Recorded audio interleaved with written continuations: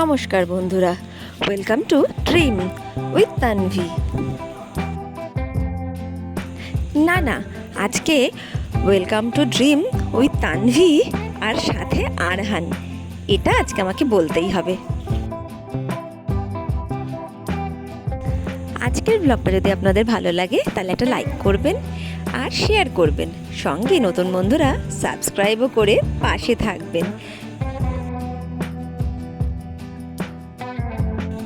আজকে dream with Tanvir সাথে আরহানের নামটা এই জন্যই বললাম, কারণ আজকে আরহান মানে আমার ছোট্ট ছেলে, ও না থাকলে এই ভিডিওটা এত সুন্দরভাবে শ্যুট সত্যি করতে পারতাম না। এই যে এখন দেখছেন আমি বসে আলপনা দিচ্ছি, এই আলপনা দেওয়ার ভিডিওটা বা এছাড়া অন্যান্য অনেক কটা ভিডিওই আমার ছেলে কিন্তু সুন্দর করে দিয়েছে। আজ আমার বাড়িতে কোজাগরি লক্ষ্মী পুজোর আয়োজন চলছে, সেটা তো থাম্বনেল দেখেই বুঝতে পেরেছেন। আর এখন এই যে জলচৌকিটা সামনে দেখতে পাচ্ছেন আমি পেতেছি, এর উপরে আমি 5টা সিঁদুরের ফোঁটা দিয়ে নিলাম। এর উপরে আমি বসাবো আমাদের লক্ষ্মী ঠাকুরের জন্য যেভাবে আমরা কাঠা বসিয়ে পুজো করি সে সমস্তগুলো সব কিছুই দেখতে পাবেন, একটু ভিডিওটা স্কিপ করবেন না। যারা নতুনরা আছেন তারা যদি লক্ষ্মী পুজোর এই কাঠা বসিয়ে লক্ষ্মী পুজো কী করে করতে হয় সেটা জানতে চান বা শিখতে চান, তাহলে এই ব্লগটা কিন্তু ফলো করতে পারেন। মোর অরলেস এরকমই হয়ে থাকে। এই যে আমি এখন এর উপরে পেতে নিলাম আসন। আমি কিন্তু শুধু 5টা যে সিঁদুরের ফোঁটা দিয়েছি তাই নয়, আমি এর সাথে কিন্তু 5টা চন্দনের ফোঁটাও দিয়েছি। আর এই আসনগুলো আমি আগের দিনকে বাজার থেকে কিনে নিয়ে এসেছি, এত সুন্দর দেখতে লাগছিল।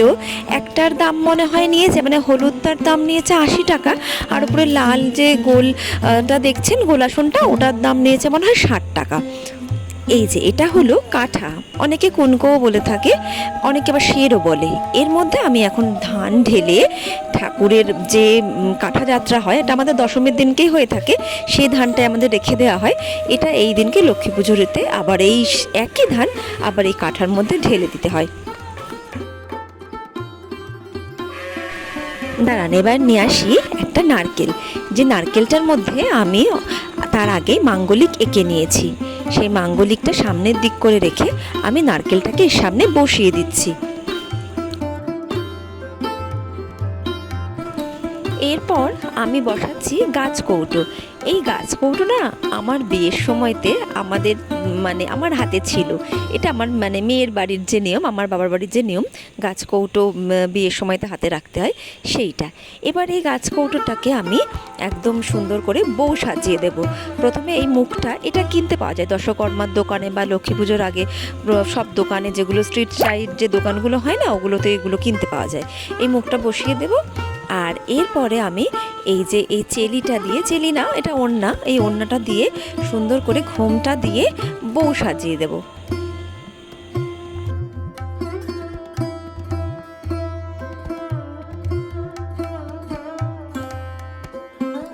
এর সাথে দিয়ে দেব শোলার মালা। আমাদের সাদা শোলার মালা ঠাকুরের গলায় পরিয়ে দিতে হয়। তো সাদা শোলার মালাটা যখন পরিয়েছি তখন ভিডিওটা হয়তো করা হয়নি, এই জন্য দেখতে পাচ্ছেন না। আর এছাড়া এমনি মালা, ফুলের মালা, এগুলো তো দিতেই হয়। এবার এই লক্ষ্মীর প্যাঁচাগুলো আমি বসিয়ে দিচ্ছি আসনে।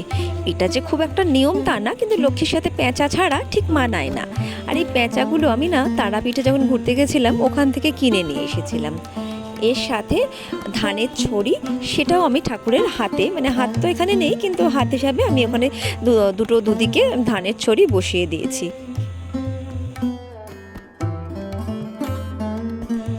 আমার কাঠা মানে দিয়ে যে ঠাকুর বানানো সেটা প্রায় হয়েই গেছে।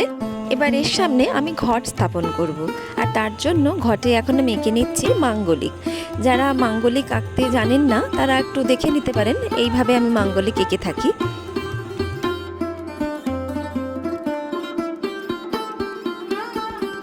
যারা একদম নতুন তাদের বলে রাখি, এখানে আমি সিঁদুরের মধ্যে কিন্তু তেল দিয়ে দিয়েছি, মানে তেল দিয়ে সিঁদুর দিয়ে তারপরে কিন্তু মাঙ্গলিকটা আঁকতে হয়। শুধু তেল সিঁদুরের মাঙ্গলিকই নয়, এইখানটায় আমি ওই হাতেই মানে আঙুলটা দেখে নেবেন, এটা আর কি অনামিকা যাকে বলে সেই আঙুলটা দিয়েই করতে হয়। আমি কিন্তু এইদিকে আবার চন্দন দিয়েও একটা মাঙ্গলিক এঁকে দিয়েছি। আর এবার দিয়ে দিচ্ছি আমের পল্লব। আমের পল্লবের মধ্যেও আমি সিঁদুরের ফোঁটা দিয়ে দিচ্ছি, আর এরপরে দিয়ে দেবো চন্দনের ফোঁটা। তারপরে আমি এই যে ঘটে জল দেওয়া আছে এই ঘটের মধ্যে আমি আমের পল্লবটা বসিয়ে দিচ্ছি।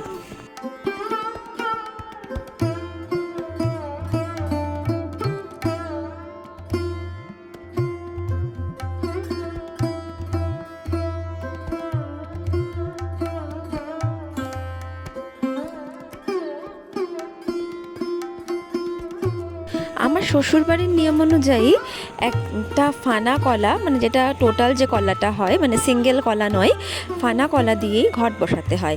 আর তার জন্য এই ফানার কলার প্রত্যেক কটাতে আমি সিঁদুর লাগিয়ে নিচ্ছি।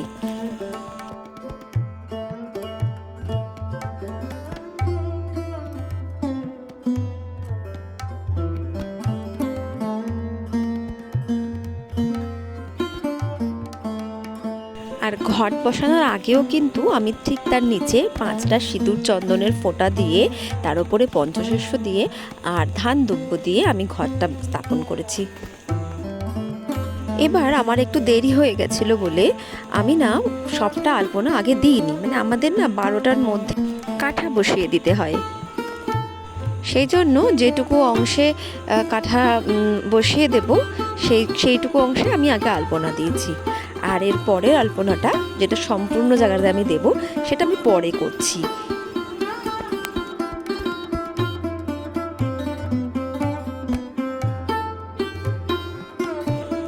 আমার আলপনা যদি আপনাদের ভালো লাগে তাহলে অবশ্যই কমেন্টে জানাবেন, আমি তাহলে আলপনার পুরো টিউটোরিয়ালটা একটা শর্টসের মধ্যে বা কিছুতে শেয়ার করে দেব। আলপনাটা বা ব্লগের কোনো জায়গা যদি আপনাদের ভালো লেগে থাকে তাহলে একটা লাইক করতে কিন্তু ভুলবেন না, এটা কিন্তু একটা অনেক বড় মোটিভেশন আমার কাছে। আর শেয়ার করবেন, সাবস্ক্রাইব তো করবেনই, নতুন বন্ধুদের বিশেষভাবে অনুরোধ থাকলো সাবস্ক্রাইব করবার জন্য। আলপনা দেওয়ার পরে পুরো ছবিটা কেমন লাগছিল তার একটা ছবিও শেয়ার করলাম। এখন আমি বসেছি আমার যত যা আয়োজন বা যত যা আমি প্রসাদ ঠাকুরকে বানিয়ে দেব সে সমস্ত বানানোর জন্য, মানে যে প্রসাদগুলো গ্যাসে বানাতে হবে যাকে বলে, সেই সমস্ত রান্না প্রসাদ যেগুলো, এর জন্য আমি এখন সুজি বানাচ্ছি।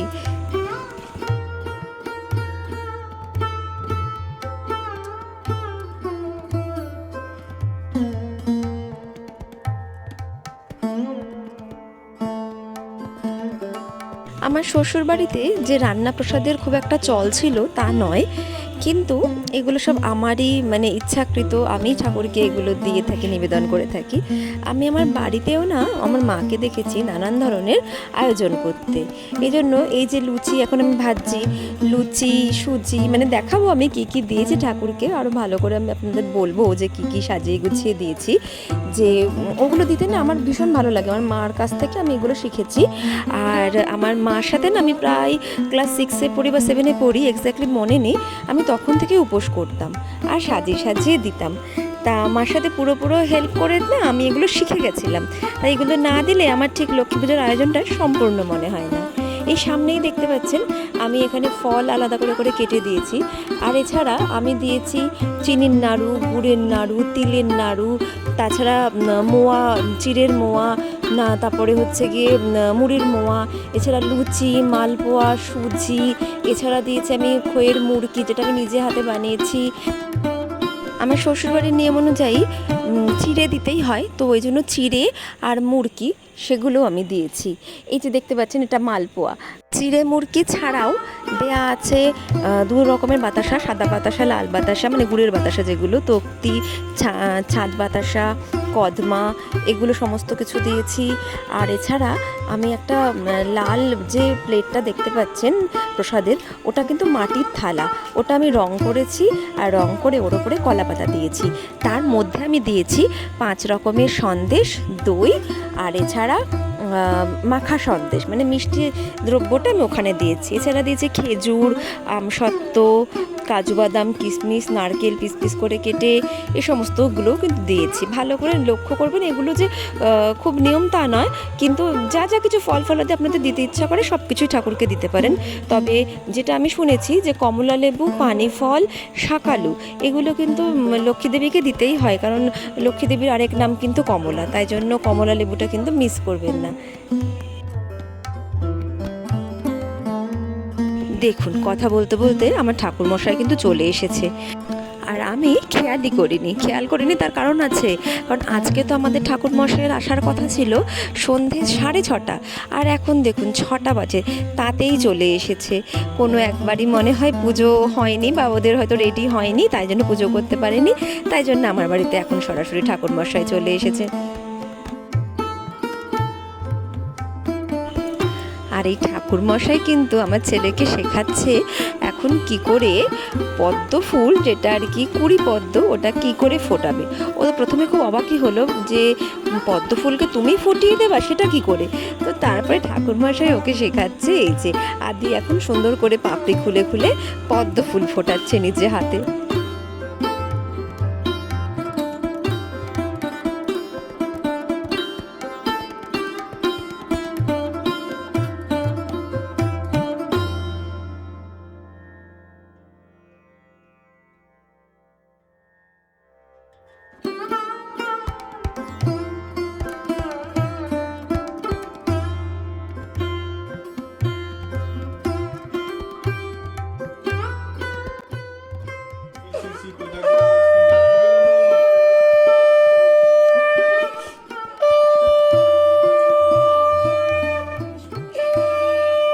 আমার পুজো আচ্ছা করতে ভীষণ ভালো লাগে, ভীষণ ভালো লাগে।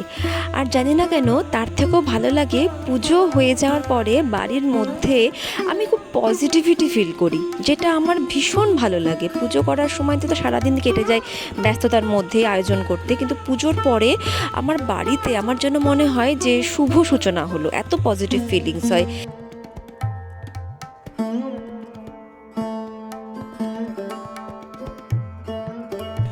আমি মন থেকে পুজো করি, খুব নিষ্ঠার সাথে। যতটুকুনো পুজো আমি করি ততটুকুনো মন থেকে করি। হ্যাঁ, রোজকার পুজো হয়তো আমি করতে পারি না, আমি যেহেতু ওয়ার্কিং, আমার পক্ষে রোজকার পুজো করা মানে একটু অসুবিধাই হয়ে যায়। আমার শাশুড়ি আছেন, শাশুড়ি মাই করে থাকেন, আর সেই জন্য আমি যখন যে পুজো করি না ভীষণ নিষ্ঠাভাবে করি। আর হতে পারে কোনো রিচুয়ালসে আমি তো অত পারদর্শী নই, হয়তো কোনো রিচুয়ালস ভুল হতে পারে, তবে যদি ভুল হয় তাহলে আমি জানি ভগবান ঠিক মেনে নেবেন, কারণ আমি মন থেকে করি। তো আজকের ব্লগটা ভালো লাগলে একটা লাইক করবেন, শেয়ার করবেন আর সাবস্ক্রাইব করবেন। আজ পুজোর পরে আমাদের একজন বন্ধুর বাড়িতে নিমন্ত্রণ ছিল, তাই ওখানকার স্মৃতিগুলো ধরে রাখেন। সকলে ভালো থাকবেন, দেখা হচ্ছে পরের ব্লগে।